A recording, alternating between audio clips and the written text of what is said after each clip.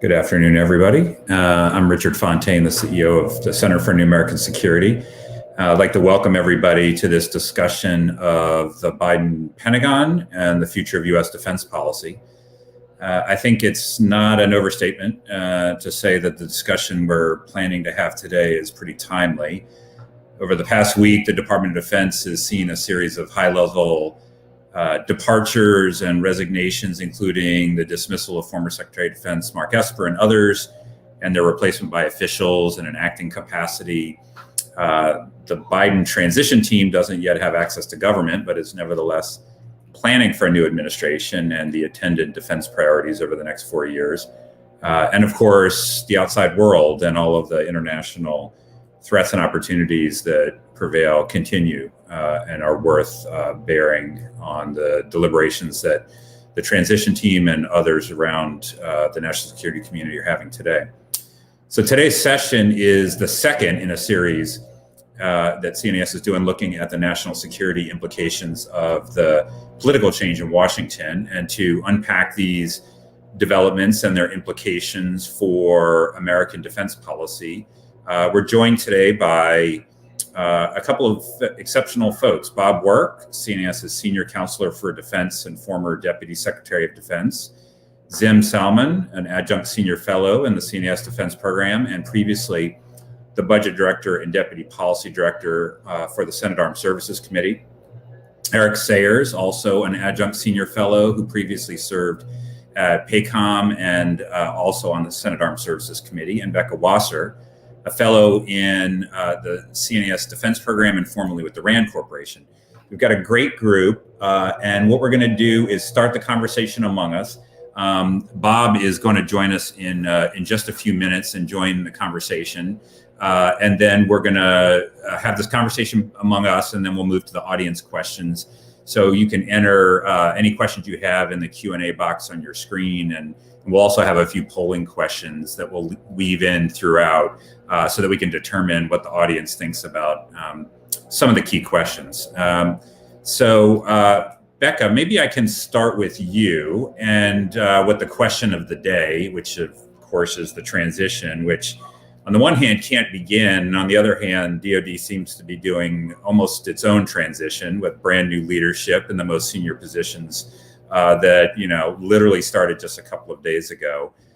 Opinions vary about how big a deal this is. The 9/11 Commission pointed to government-wide transition and lack thereof in 2000 as an example of something that led to bad things happening. Other people say, well, it's not that big of a deal. How do you make sense of what we're seeing now, both in terms of the transition that hasn't yet taken place and what's happening over at the Pentagon?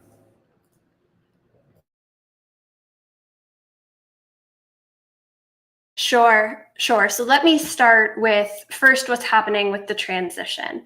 So by essentially taking out all of DoD's senior leadership and bringing in new leaders who don't have nearly as much experience, this is yet another way in which the Trump administration is trying to undermine the ongoing transition, in part perhaps maybe to stymie it altogether. But so by doing this, what the Trump administration has done is take officials who have knowledge of some of the processes and policies that are ongoing at the Department of Defense and instead replace them with empty suits. So by the time the transition team comes in, the folks that they have in the building at the most senior levels to talk to aren't really going to have an understanding of some of what is taking place throughout the administration and more recently. So they're going to be coming in, and in some ways, they're going to be less prepared because they don't have that knowledge.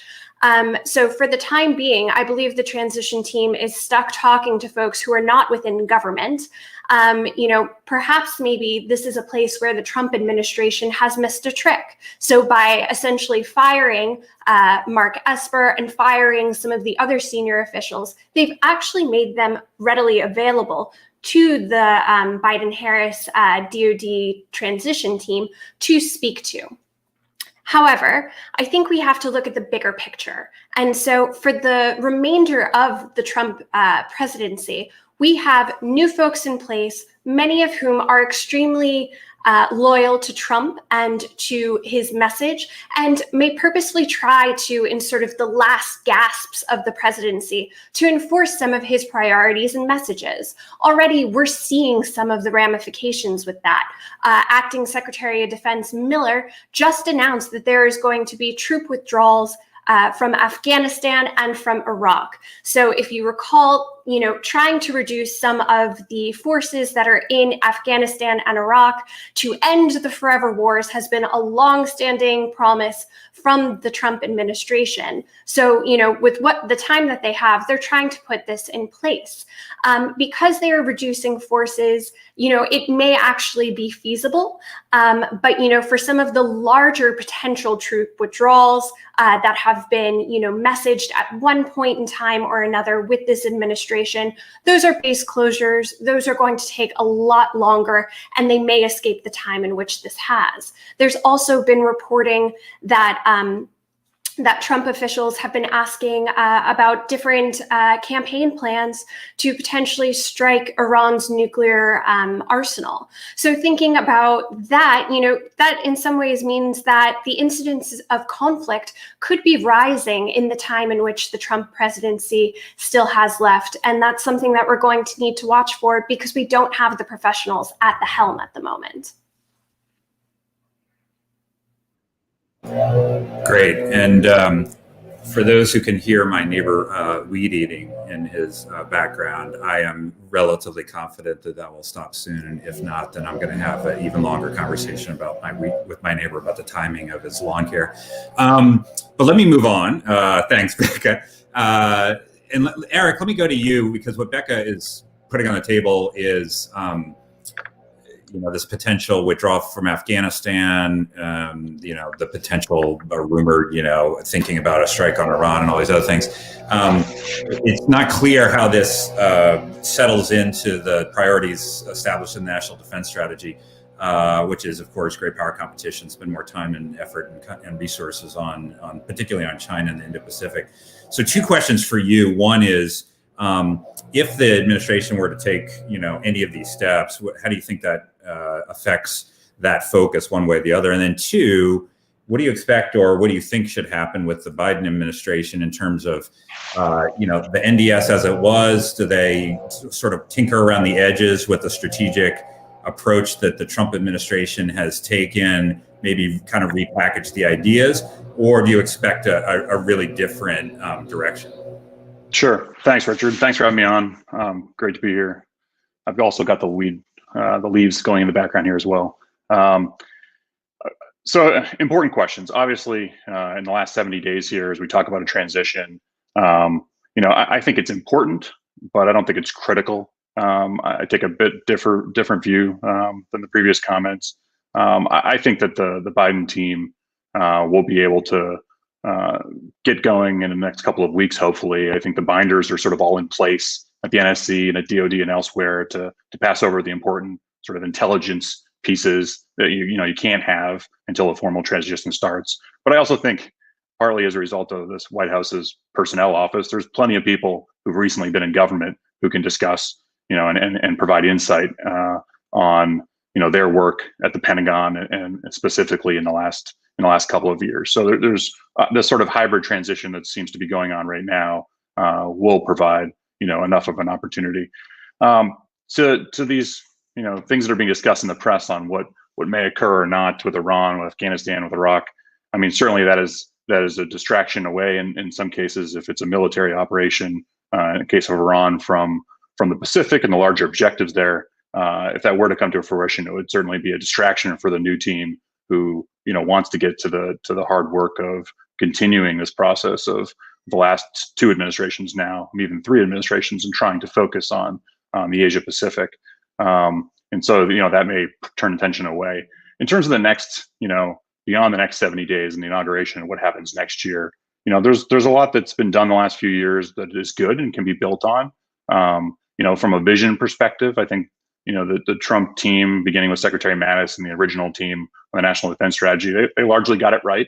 I hope, and I wrote this for a paper this summer for CNAS with Mark Montgomery, that we think that You know, it was an A and A plus for the last NDS. But if you want to move to an NDS 2.0, you know, our hope would be that you make China the more explicit priority, not China and Russia, you know, throughout the document, but the explicit priority for the department to address any of the lingering, you know, doubts and concerns on the joint staff and the services and elsewhere in the Pentagon, that this needs to be priority number one.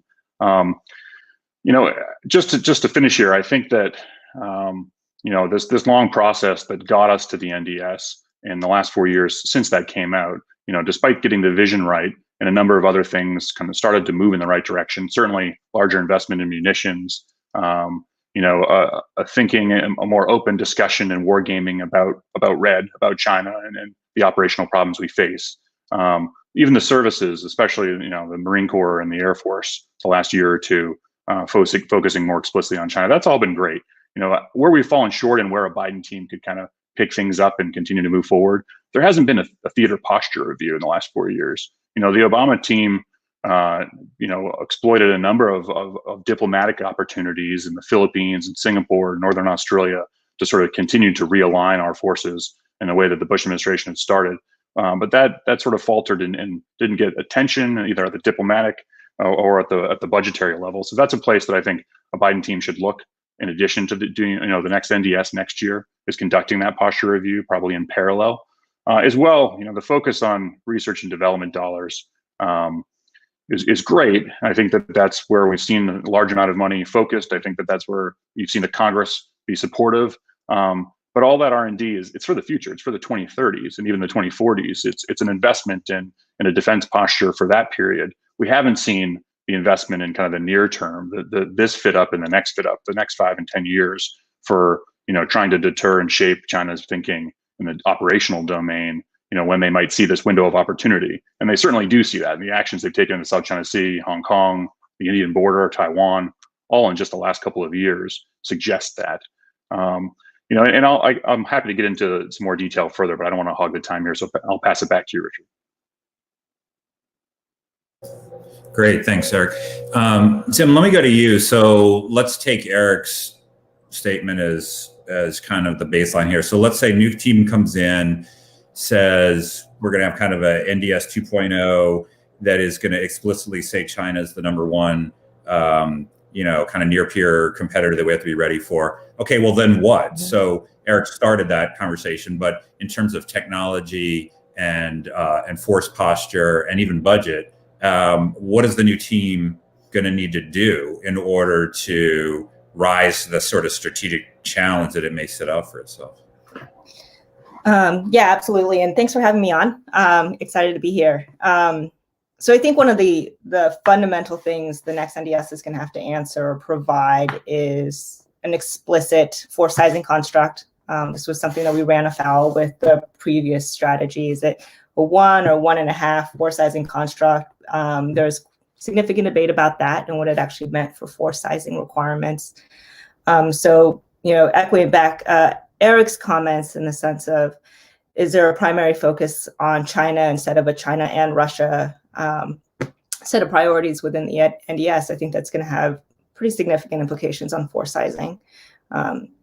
So future NDS definitely needs to come out with clear requirements on not only in construct, but what the actual force sizing needs to be. In terms of a technology or capability viewpoint, I don't think that force sizing or capacity by any means is the most critical aspect, but I think it's important to lay out at least a long-term plan in that regard, because personnel is the most costly piece of the DoD budget.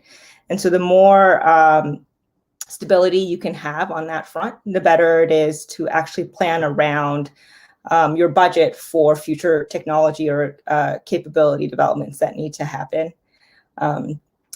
I do agree with Eric in the sense of the emphasis on R&D has been largely supported by Congress, and it's been fairly significant. I would say that most of the development today needs to be ramped up and fielded in the next 5 to 10 years. And there's actually significant capabilities that are ready to make that leap. So we should really be seeing or hoping that the next administration is taking these emerging technologies and significantly scaling them up well beyond the labs. A great example of this is autonomy, especially autonomy for unmanned systems. This is something the department spent years developing. It's actually a little bit further than we think it. It's further along than we think, and if the department is ready to make big bets on critical capabilities that we're going to need fighting in a more contested environment, autonomy in UAVs is something that we would be hoping to see take a larger portion of the budget. Let me follow up too. So you are the sort of budget guru on the Senate Armed Services Committee. I think that's a fair title, among other things. So what do you expect for the top line? And does it go up, down, or stay the same? And how much does it matter if there's a GOP Senate versus if there's a Democratic Senate? So I think it's likely to stay the same or go up. I do not buy into the ideas that it's going to go down. And that's regardless of whether or not the GOP is the majority in the Senate. I think with the Biden administration coming in, they're going to have to come to a bipartisan agreement on the budget top line, and I don't see anybody moving away from tying domestic and defense spending together. So there's not going to be a situation or a budget that Republicans will support where domestic spending is going up, but defense spending is going down or flatlined. So as long as Republicans are in the slight majority in the Senate or can maintain that filibuster in the Senate, you're going to continue to see parity between both domestic and defense spending. And I expect the Biden administration is probably going to want to increase or at least keep domestic spending fairly steady. Great. So that's a pretty provocative prediction, contrary to popular opinion. So that's good, and we will see. Let me go back to Eric and then over to Becca for a different question. But Eric, on the focus on the Pacific and on investment, what do you think is the gap that needs to be filled there, particularly at a time when even if the top line does go up, then there's never enough money to pay for everything. And then also, it's pretty hard to tell if U.S. forces are in fact going to come home from Afghanistan, Germany, Iraq, Syria, and Somalia over the next few months, or none of those. But in terms of force presence in the Indo-Pacific, one of the rationales that's offered for the withdrawal of troops from various places, including Germany, has been, well, we want to redeploy some of those to the Indo-Pacific. And so how do you see both force deployments there and the gap, the resource gap that we would want to fill? Yeah, thanks. No, it's just sort of building on what I was saying before. I think with the next NDS, there's a real need for that, to use that process to drive a discussion and ultimately a conclusion on one of the key questions that DoD has been struggling with the last few years, and that hasn't allowed them to really move out in one clear direction. There's really a divide in DoD over how to invest in war prevention capabilities and posture on one hand, and war winning capabilities on the other. You have OSD and CAPE and the Joint Staff and the services and Indo-PACOM in very different camps on that question. Anything forward in the blunt force of the NDS, it's viewed as costly or vulnerable and at risk by some. But of course, that can also contribute to alliance reassurance and war prevention. At the same time, anything in the rear, in the surge force, it can be better protected, it may be less expensive to posture, but it's not visible to allies, and it raises the costs of winning a conflict because U.S. forces, like in World War II, have to fight their way back into the theater. So this kind of fundamental question has not been resolved the last couple of years, and because of that, there hasn't been a clear direction of resources either into the blunt force in the last 3 years since the NDS came out, or in another direction. That question, those questions don't exist in the same fashion with NATO and Europe. And in the last 7 years, we've seen the European Deterrence Initiative sort of move out, invest heavily in a forward blunt force in that theater, invest over $30 billion in kind of theater enabling capabilities, posture and munition storage and runways and everything you need to sort of enable the plans that the EUCOM commander has in that theater. That hasn't come to fruition. So this division has stalled decision making. It's frustrated Congress. It's why we saw the Section 1253 report that came out last year, or that came out earlier this year and was asked for in the NDAA last year. You got to get to a pretty serious position from Congress to say, give us a report, combatant command, and don't show it to OSD policy. Bypass the whole system. That to me represented the Congress after years being kind of at their wits' end and frustration for not getting the answers they wanted on the questions they were asking. And so that's going to be the question, I think, that a new team and another NDS process can resolve next year, and hopefully create a process for directing more resources into the theater and creating, as I've argued with Randy Shriver, and as I think the Senate Armed Services Committee in a bipartisan fashion has come around on, a Pacific deterrence initiative, something like the EDI, which would be on the one hand a funding mechanism to direct more resources through the services to meet these requirements in the theater, and the other would be a great strategic signal to the region for a Biden administration to send of not just the fact that we're back and we're in the theater and alliances are important, but we're going to put our money where our mouth is and move forward on addressing the operational shortfalls we face. All right, so there's two questions from the audience, and Becca, I'll give you the first shot if you'd like, and anyone who's got a view, please chime in. So one is, how will the administration look at the defense acquisition process? Will it see it as broken, in need of reform? I think if anybody ever says in need of reform, usually the answer is yes, but anyway, perhaps you guys have a more sophisticated analysis. And then the second is on ICBMs. Will the new administration kill ICBMs, or maybe to broaden it out, how do you expect the new administration to think about the triad and the merits or demerits thereof? So Becca, let me go to you if you got thoughts on that, and then if Eric or Zim have thoughts, you can jump in on either of those. Becca.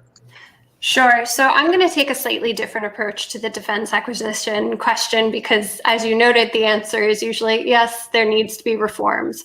But the flip side of that, which it really is also in need of reform, and frankly, last few administrations have really shied away from, is actually reforming our arms sales process. And so for an administration like the Biden-Harris administration, which is probably going to reprioritize allies and partners, in part to try and make up for some of the trust that was lost in the past 4 years, traditionally, arms sales have been a huge part of reinforcing those relationships. However, it's sort of become the go-to for that. And it's not necessarily something that has allowed for, actual growth in allies and partner militaries, as well as promoting interoperability with US forces and in coalition warfare. So I think that's actually, a corollary to the acquisition process that's going to need to be looked at and is desperately in need of reforms, because too often we end up selling equipment that ends up not helping any of our partner forces, and by default, not helping the United States in any of its coalition activities. Zim, let me go to you on acquisition, and then I'm going to actually call Shai Corman in to do one of our audience poll questions. We'll see what they think about a couple of things. So Zim, what do you think about this acquisition question? Yeah, and I mean, I'm a little biased coming from the Senate, where we've passed a lot of acquisition reform. I think the past couple of years, there's been a lot of additional authorities that have been given to DoD to accelerate the acquisition process, whether that's 804s or an increase in OTAs. These are all things that are available tools, legal tools for the acquisition workforce to actually leverage and try to work faster. I think at this point, the department needs to focus more on training their acquisition workforce to actually use these authorities, giving them the proper top cover to go faster than they're traditionally used to going. And I think if there's an area of reform that the department actually needs to look at, it's the PPB reform and budgeting reform. We've done a lot to accelerate the acquisition process. We haven't done very much to accelerate the budgeting process. So the POM process, still taking 2 to 3 years, is actually one of the reasons why accelerating technology has been fairly difficult in the department. It's that you prototype and then you wait 2 to 3 years to get inserted into a POM process is actually fairly ridiculous, considering how quickly technology is being developed these days. And so if there's an area of reform, I would say, we've done a lot on acquisition, and it's time to look at the internal budgeting process. Great. Shai, a question for the audience. Hey there. Yes.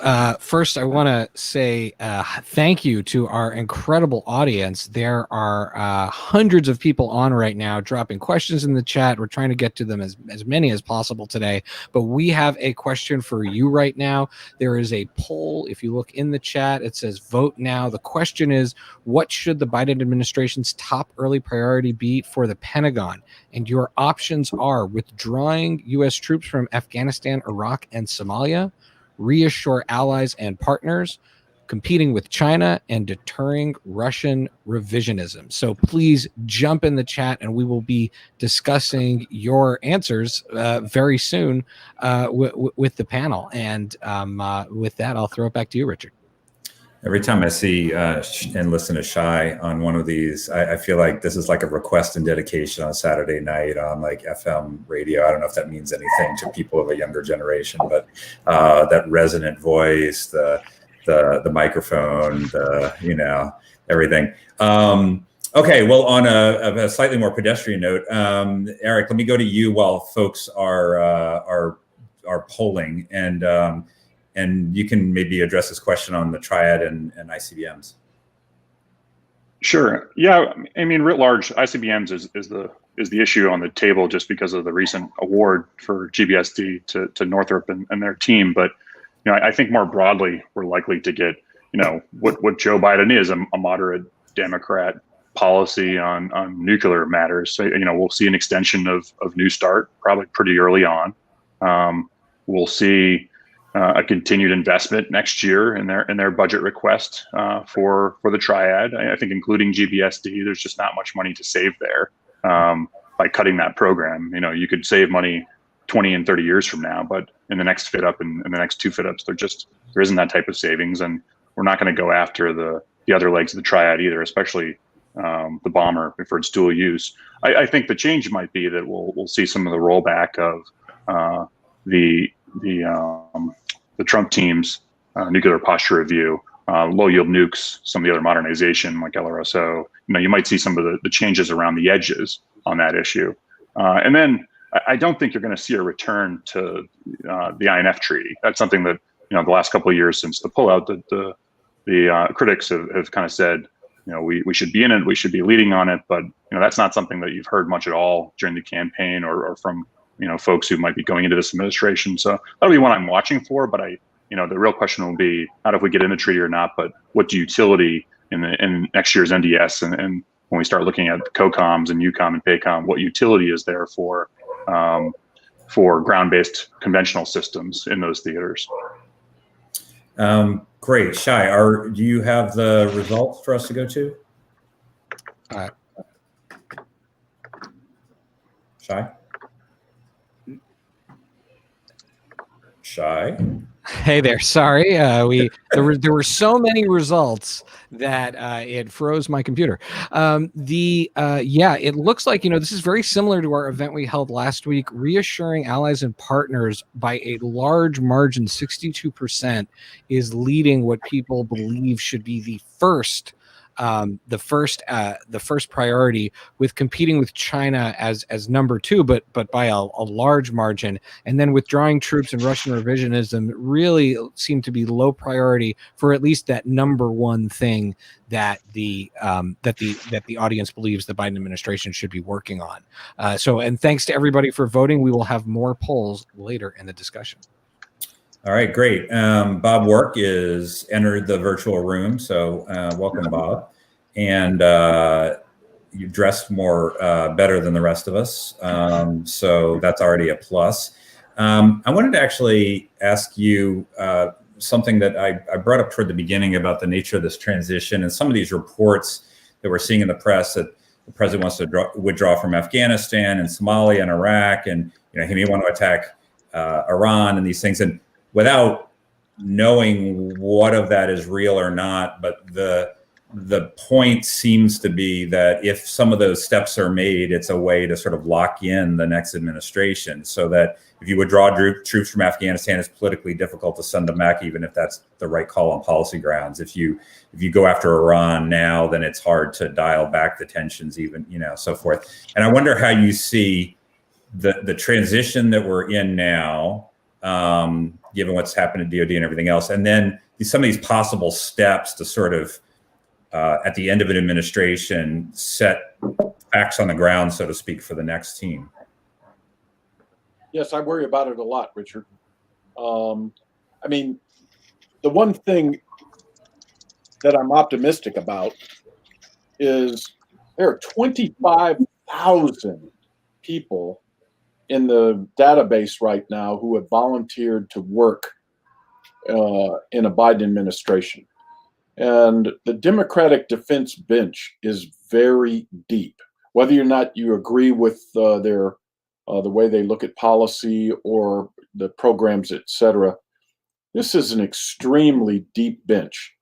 And so I'm optimistic that a transition, that even though the transition is delayed at this point, the vast majority of things that would go on in a transition, this group of people, depending on who holds the Senate and how collaborative they are in confirming appointments, that's going to be okay. But the thing that you brought up, trying to make decisions just before the incoming administration comes aboard to try to lock in their possibilities, I am worried about it. For me, it's beyond the pale. And like you, Richard, I don't know if what I'm hearing is true, or if if it's deception. I just don't know. But you could think of any number of things that the current administration could do to Iran that would really complicate us being able to get back to the negotiating table and stop them from getting to a nuclear weapon. By all accounts, I haven't seen any intel reports, but by all accounts, the Iranians are much closer to a breakout, and they'd be able to really run fast to get to a nuclear weapon than they were 3 or 4 years ago.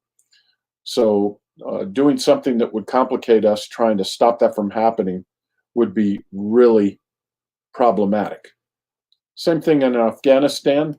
What it will mean is that the team that comes in will have to be generating a lot of different options for the president-elect, the president at that time, and we'll have to understand where the military stands on the issue and where our allies stand on the issue. So just putting all of that under the gun will make things more difficult. So I am worried about it. Let me ask you just a couple more questions since you just joined. One is about the NDS. You were involved in the NDS for the current administration. When the new team comes in, do you think it would be right for them to sort of we were talking about this a little bit before, a variant on the Trump era NDS, the packaging of it, but sort of the strategic racking and stacking of priorities, China at the top and then Russia, and then sort of going down the list and defining technology as sort of the key gap between us and the other great powers that we need to maintain? Or do you think it would be appropriate or expected to have a very different strategic orientation that would say other priorities are come first and second, for example? Well, I think the general outline of the NDS, where China is recognized as the more stressing strategic competitor, Russia as a very stressing military competitor, but less of a full spectrum competitor. And then in North Korea and Iran and violent extremism are not going away. I think there'll be debates on whether the strategy is a 1+4, meaning China number one and the other 4 challenges beneath China, or if it's a 2+3, where Russia and China are handled kind of together as great powers, and the other 3 handled as either regional or transnational threats. But my sense is that the incoming administration recognizes that China is going to be a very formidable strategic competitor, and we want to be able to compete and cooperate. And this is going to be the most important single relationship for the United States for the next decade at least. So I don't think there's going to be a major shift away from the NDS, but there will obviously be different emphases. I mean, things will come up. There will also be a broadening of the kind of national security aperture. I think biodefense, both for man-made and natural pandemics, will be more important. The climate change, what are people doing about climate change, and what are the potential implications, I think will be added in. So there's going to be some things that are added into the bucket for the new administration to take a look at. But I don't think there's going to be like a U-turn or anything like that.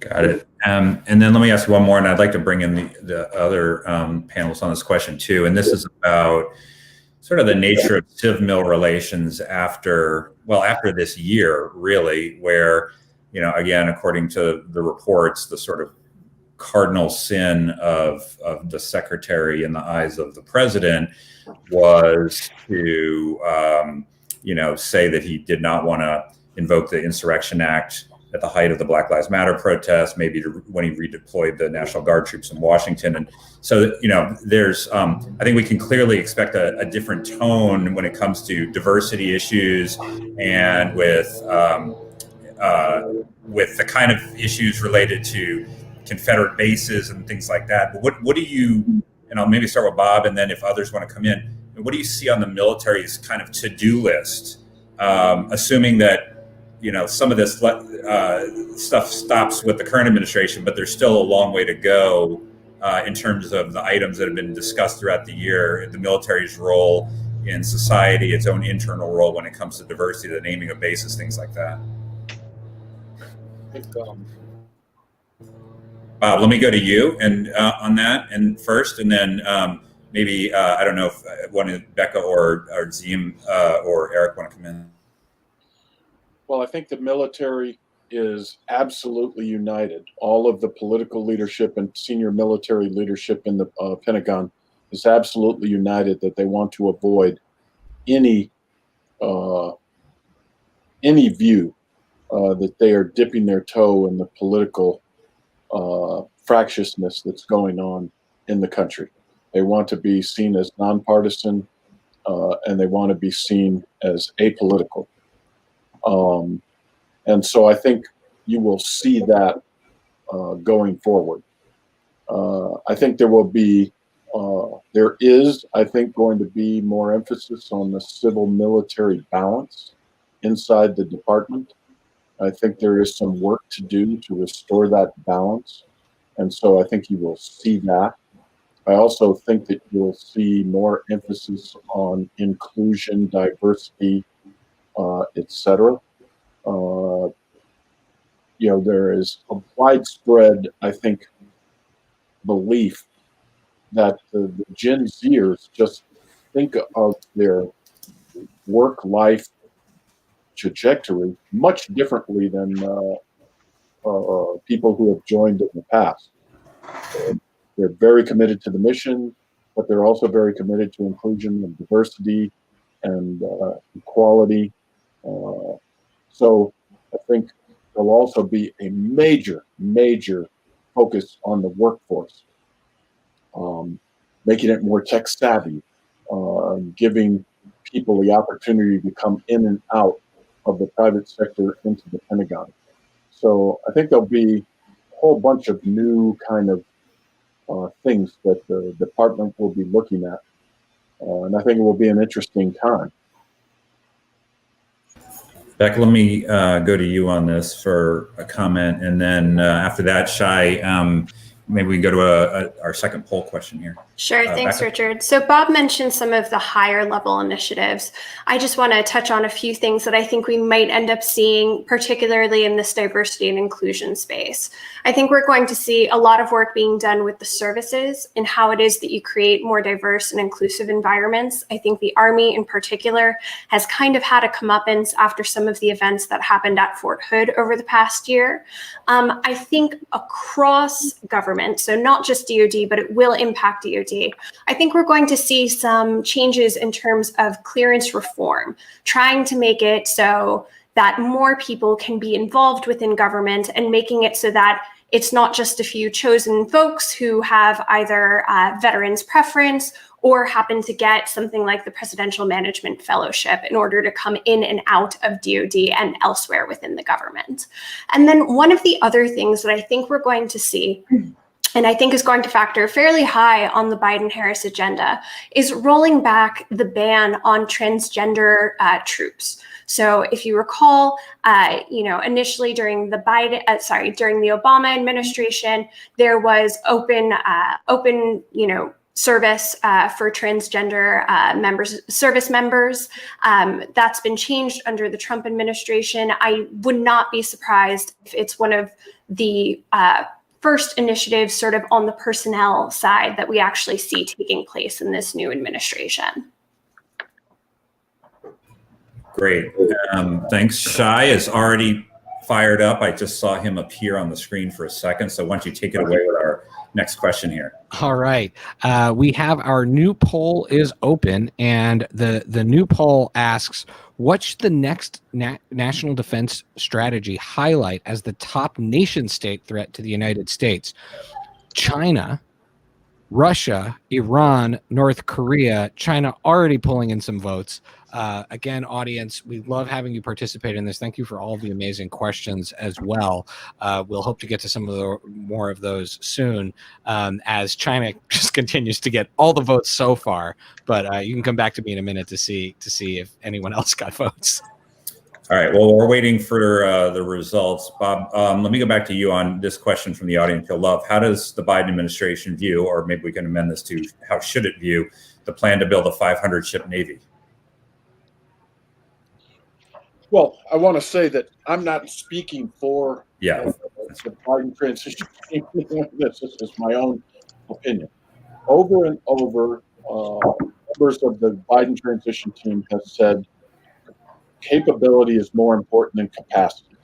They are not stuck on numbers. They aren't stuck on a 355 ship Navy or a 386 squadron Air Force or 540,000 person Army. They're more focused on improving the capabilities.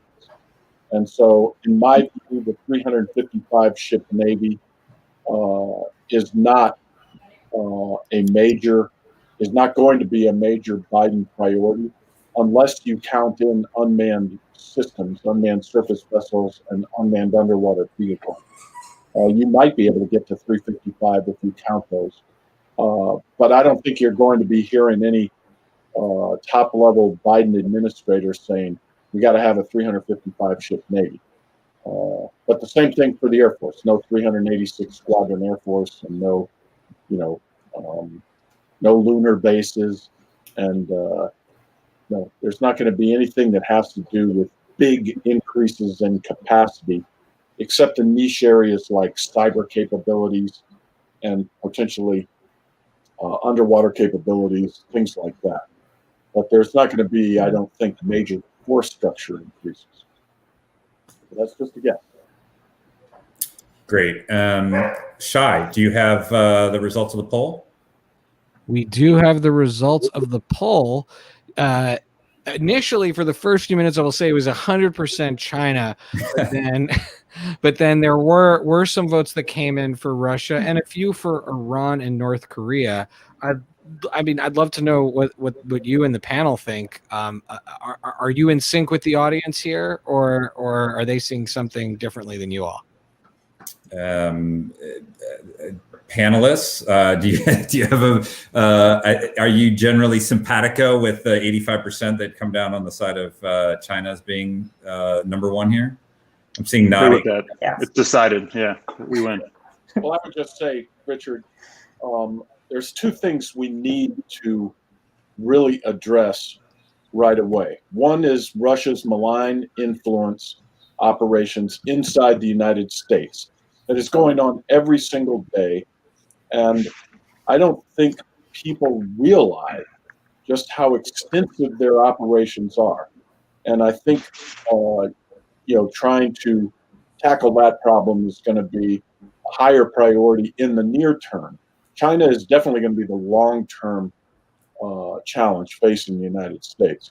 And the other thing is making sure that Iran doesn't get to a nuclear weapon. That would destabilize the Middle East more than any other thing I think that could happen. So I think Russia malign influence operations in the United States and stopping Iran's continued march towards a nuclear weapon will be very, very high near-term priorities, with China being the number one long-term priority. Yeah, I really agree, especially with the Russia point of Russia being, it's an interference with our democracy being possibly the most acute nation state security related threat that we face today. And they've already shown, one, that they can do it, and two, that through a relatively modest investment of resources and some appetite for risk, 4 years later, we're still talking about what happened in 2016 and all of these other things. And so the one thing I would just add is, and this may be a slightly contrarian point to those who believe we should, withdraw to the maximum extent possible from the greater Middle East in order to use those resources more effectively in the Indo-Pacific. I think there's a real limit to that, that we have to take into account how important the continued counterterrorism operations are, including sustainable presence in places like Afghanistan and Syria and Iraq and so forth, because God forbid there ever was another mass casualty attack in the United States traced back to some area we withdrew from in one of those places. I think the political reaction would be such that we'd go back in and it would overwhelm our focus on China. So if you want a China policy, if you want a China focus, you have to have a minimum sustainable presence in other areas as well. So let me go to a question for Eric. So there's two audience questions. One is about the security networking we've seen taking place over really two administrations now in Asia, and how forward-leaning you expect the new team to be in promoting the networking and integration of forces with our allies in Asia, particularly Japan. And then the second related question from the audience is, with the Trump-Modi relationship in the background, how could a Biden Pentagon leverage India as an ally to combat Chinese encroachment? Of course. I just finished the last segment by saying, in addition, I think supply chains are going to be another kind of non-traditional place for DoD to focus on. We're talking here mostly about operational issues in Russia and China, but Bob brought up, Russia's malign influence. I think DoD's played a really big role the last couple of years in the supply chain conversation, not just, DoD industrial supply chains and the types of capabilities that we need, but also focusing on, how we're combating China's military civil fusion strategy and making sure that, U.S. companies and our allies and other companies writ large aren't contributing to making the PLA more lethal. To your Asia question and the integration question, I'm recalling the cover of a CNAS networking report from a decade ago. I can't remember all the authors of it, mapping this out. Maybe it was Kurt and a few others. This has obviously been a project that's ongoing, trying to move beyond the hub and spoke. I think that in some ways we're getting there, and our own hard work and Chinese behavior in the Xi Jinping era has helped speed that up. I think in Washington we have to, temper our expectation that this is going to become some sort of block. Just like the Cold War, we're going to have our aligned, block of alliances, and there's going to be, China on the other side. It's just never going to be that clear cut.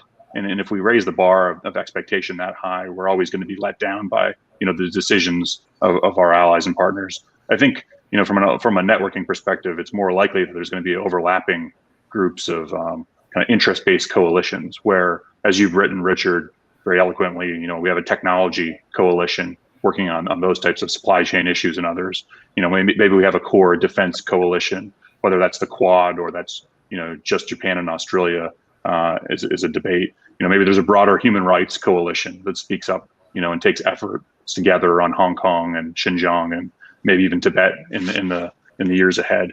So I think we're headed towards that coalition strategy where different countries contribute to different magnitudes depending on where they find themselves on those various issues. And the U.S. has a role to play in facilitating those conversations and bringing others in. On India, quickly, there certainly is an opportunity there. India in the last year, both because of Chinese behavior on the border, also because of leadership from Modi and their foreign minister, external minister, Jaishankar, have really stepped into a larger leadership role, have taken steps with things like the Malabar exercise recently and their participation in the Quad and bringing Australia in, with some of the supply chain conversations and other actions that are going on. This is always going to be that opportunity for DoD to pursue that's just a little bit elusive, but there's opportunities to continue to move the ball forward slowly, just like we saw in the Bush administration and the Obama and Trump years. So I see opportunity there, but as well, there's a lot of work and issues that we can focus on with Japan and Australia, bilaterally and trilaterally in the region. That's going to really, from a Biden administration perspective, be able to move that ball down the field further. Yeah, and on India, I think it's been something of a bright spot for this administration to have built on the progress that started really in the last year of Bill Clinton and has been sustained across administrations of both kinds. And just this year, India, at long last, signing the remaining 2 of the so-called foundational military. At long last. Yeah, I mean, years and years of effort to get these things done. And a border war with China certainly focuses the mind, but the administration was able to be there and get that done, and then convening not only the Quad but the Quad Plus for these calls that the Secretary of State and the Deputy Secretary of State have been doing, and really being kind of creative about the diplomacy around here. So some interesting opportunities. Zim, let me go to you on another audience question. So this one says, we're seeing different expressions of increased protectionism, both in Build Back Better policy document and in Section 825 of the House version of NDAA, this year's NDAA. And I guess that's the Buy America stuff. How long will these take to implement? How effective do you think they will be? And I'm also interested because, you've quite recently worked on the Hill. I mean, when I worked for John McCain, Buy America provisions were like the enemy. If you could, one popped up and he was there with his shotgun ready to swerve, go into action and take it on. And it didn't really, but who are the opponents of Buy America, and if there are big ones on the Hill now, and who are the proponents of the best equipment to the troops at the best price to the taxpayer? Yeah, so on the specific provisions, we'll just have to wait to see what comes out of conference. It's a little hard to predict here what that final outcome will be. Obviously, those are House-specific provisions, and the House and the Senate are in the middle of conference negotiations as we speak. So, if they're able to close out those negotiations in the next week, we'll have actually a better idea of what the final language will be, and then from there we can figure out how long it would take to implement. On the broader issue of Buy America, obviously with Senator McCain passing, there isn't as fervent of a anti-Buy America, figurehead in the Senate, I would say. I think most are very tempered in understanding what some Buy America provisions could do on potential capacity or capability for the DoD. But there's also potentially some areas where we do want to consider a little bit more protectionism, especially if there's any risk to supply chains, for example. There's been a fair amount of effort put into examining the health of our industrial base, and there's some areas where second or third tier suppliers should be made in the United States. Yeah, I think there's several issues on which there's no one as fervent today as John McCain. So I guess Buy America is just one of several, right? Okay, we have just a few minutes left. So Shai, I think we have a third and final poll question if you are teed up and ready to roll on that. We do have a third and final poll question, and good thematically fits in really well with what we've been talking about here. And this one is all about the money. There have been tons of audience questions about this, but let's just, put it to the most simple way. In a possibly divided government, do you expect the defense budget to A, go up, B, go down, or C, stay flat? Invite everybody to, I see lots of folks are voting now already. I'd love to also hear the predictions of course, the panel, which is my usual question when asking these polls. So Zim already prognosticated on this with a contrarian position. Bob, what is your view on what we can expect, assuming that, well, let's not assume, let's just say with the possibility of a GOP Senate and a Democrat in the House and a Democratic House? I had to guess, I'd say FY21, fiscal year 2021 will be flat, will remain unchanged.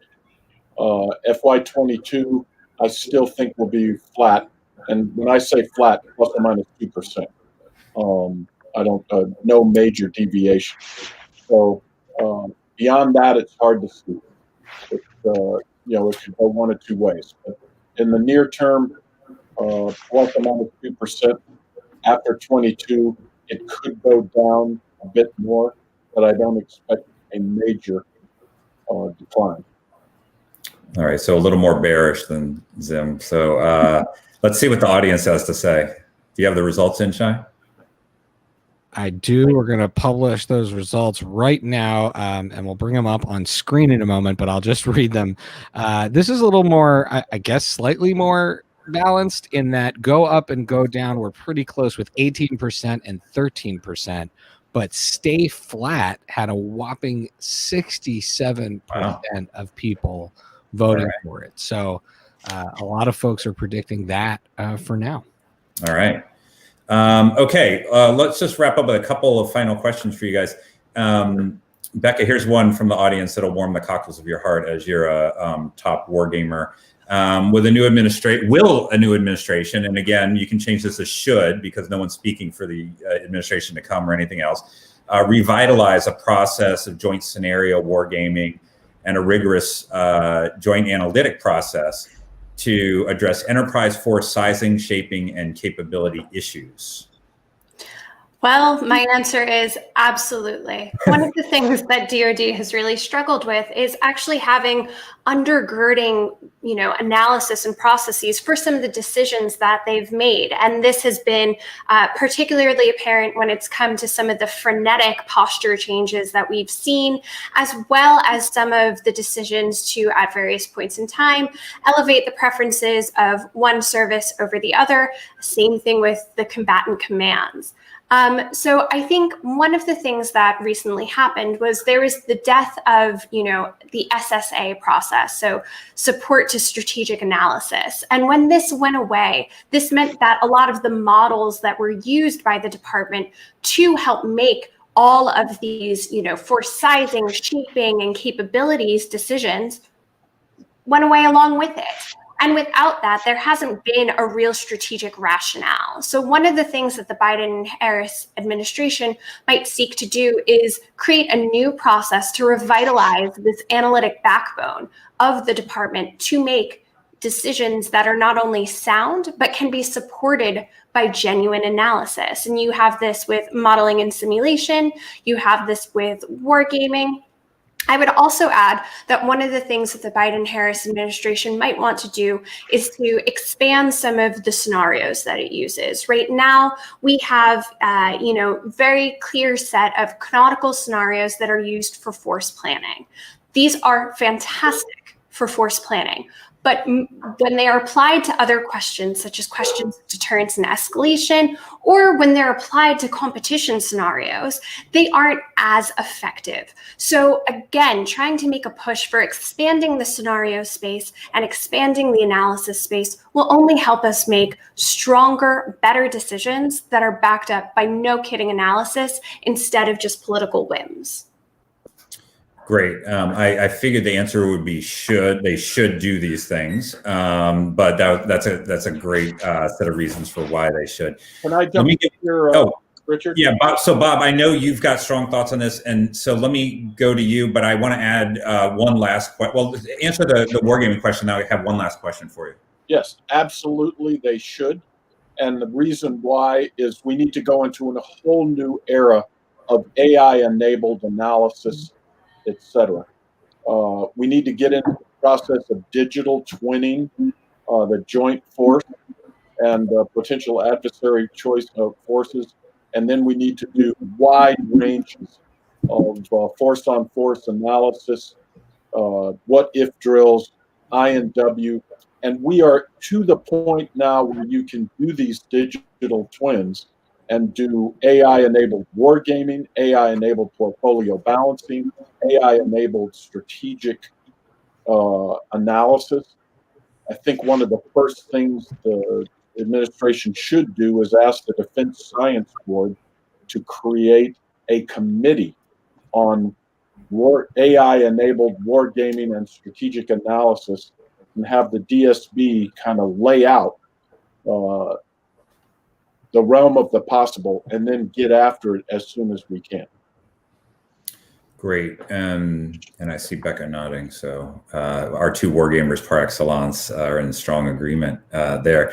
All right, Bob, let me give you the last question, then I'll wrap up. But the last one is, we should not and cannot forget that this event, as so many are taking place amid the worst pandemic in a century, and the numbers are going once again in the wrong direction.